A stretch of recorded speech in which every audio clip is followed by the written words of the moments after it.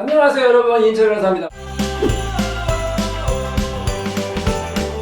오늘은 정말 특별한 분을 모셨는데요, 바로 김윤희 프로파일러 모셨습니다.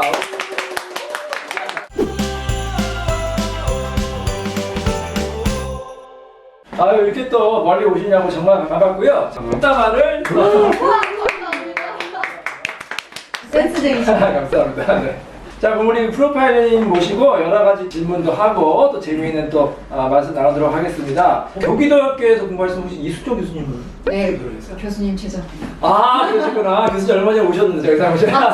저하고는 또 어떻게 인연이 있으신가요? MBN 뉴스파이터에서 네. 처음 예, 뵀죠. 저도 이제 뵙고 정말로 김윤희 프로파일러님 대단하시다 이렇게 생각을 했는데요. 워낙 이 질문을 많이 이제 받으셨을 것 같은데, 처음에는 이제 경영학을 공부하셨다가 또 심리학을 공부하셨다고, 제가 알기로는 어머니께서 처음에 원래 심리학 공부라고 하셨는데. 맞아요. 경영하셨- 어떻게 이렇게 잘하시지?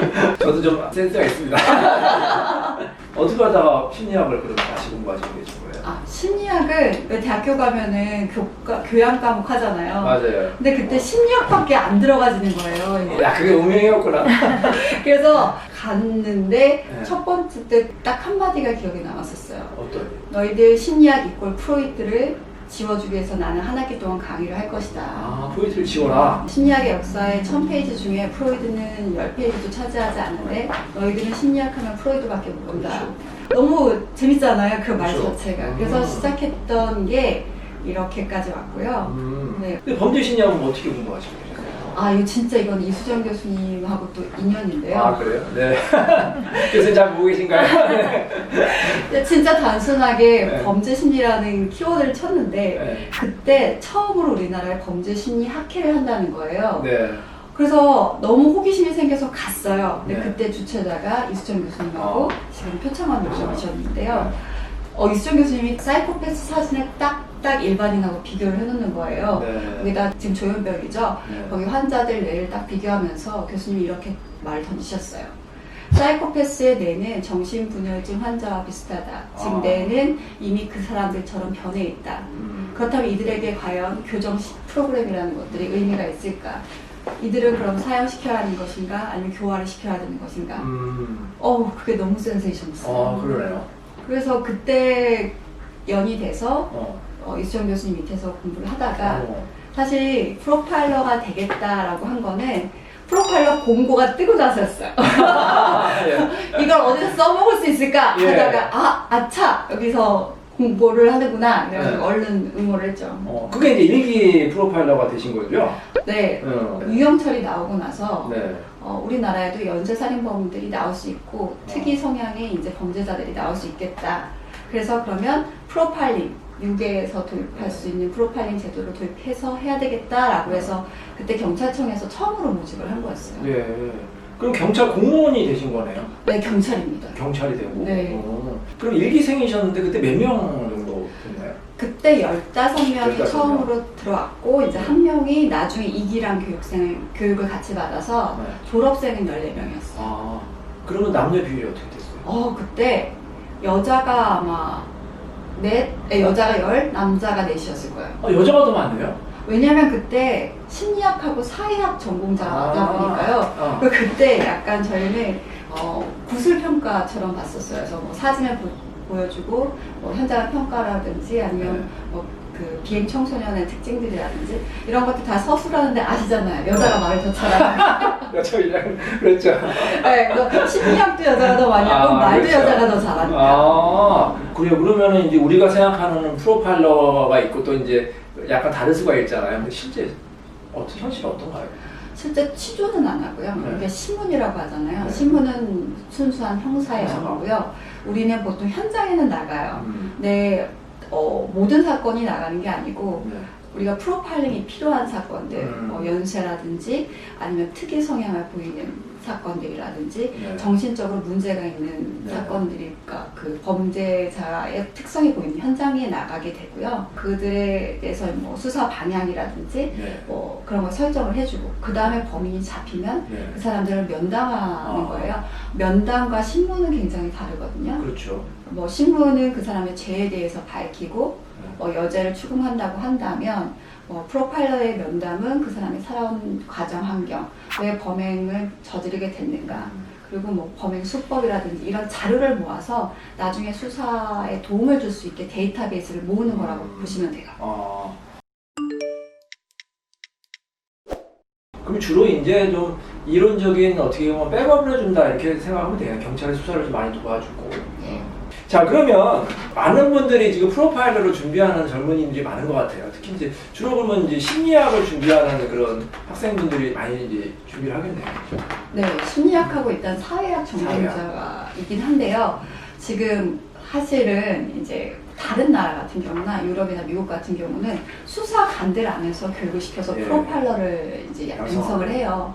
우리나라 같은 경우는 지금 현재 대학생들이라든지 뭐 학사 이상, 근데 보통 뽑는 거 보면 석사 이상이거든요. 그래서 공부를 한 사람을 뽑아서 현장에서 그걸 익히게 하는데, 아마 일단은 저는 그 요건에는 맞아야 되니까 심리학하고 그다음 사회학을 공부해 두시는 게 가장 좋다고 생각을 하고요.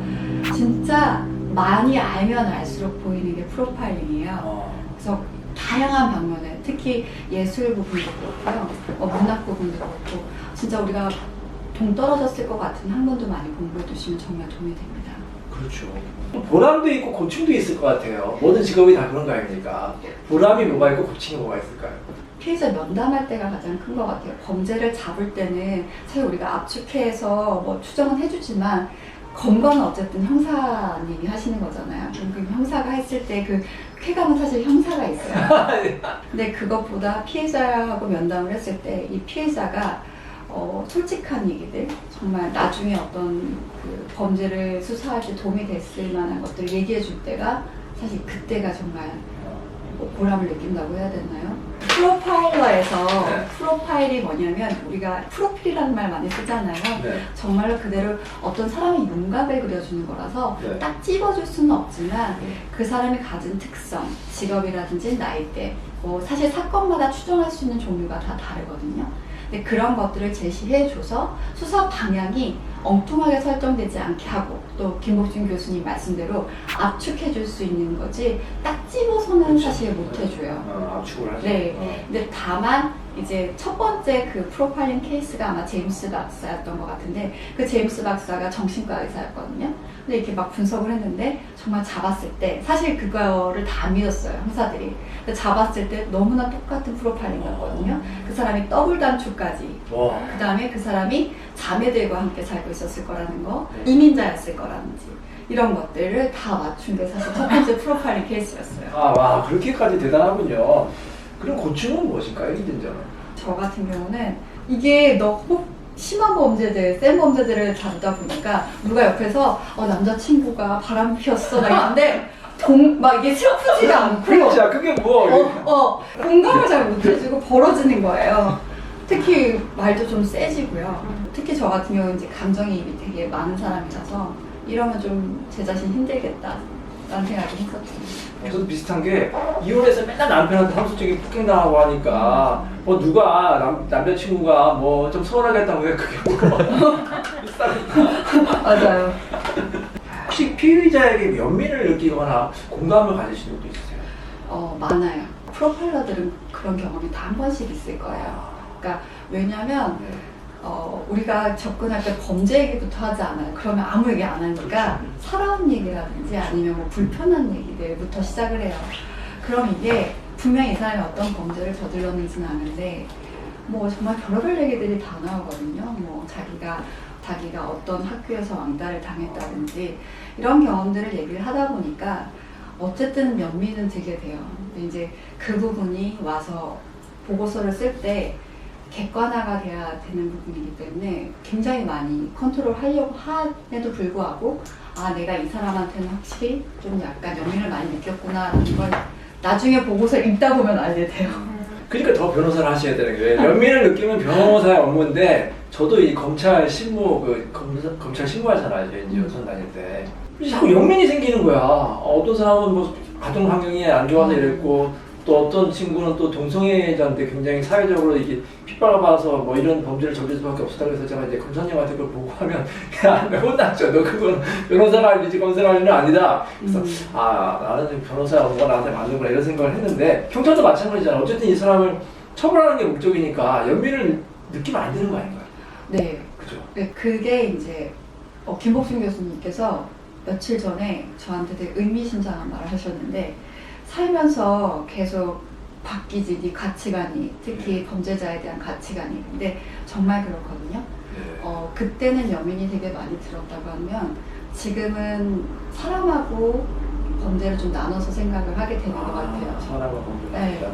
어쨌든 범죄를 저지른 건 나쁜 거고 그 사람이 살아온 환경이 그렇다고 해서 누구나 그럼 똑같이 그렇게 범죄를 저질러도 된다라고 한다면 그건 이 사회가 망가질 수밖에 없는 거라서 그런 부분이 좀 조정이 되고 옛날에 이제 사형제도에 대해서도 저는 사형제도를 반대하는 사람이었거든요. 근데 최근에는 이게 맞다 틀리다를 아직 제가 혼란을 요즘 겪고 있어요. 그럼 죄는 미워하되 사람 미워하지 말라. 그거에 딱 맞는 말이네요. 판사를 했어도 괜찮아요. 알겠습니다. 자, 그러면 우리 김윤희 프로파일에 대한 제1막은 여기서 마치도록 하고 다음 시간에 더 재밌는 얘기 나누도록 하겠습니다. 여러분 다음 시간에 뵙겠습니다.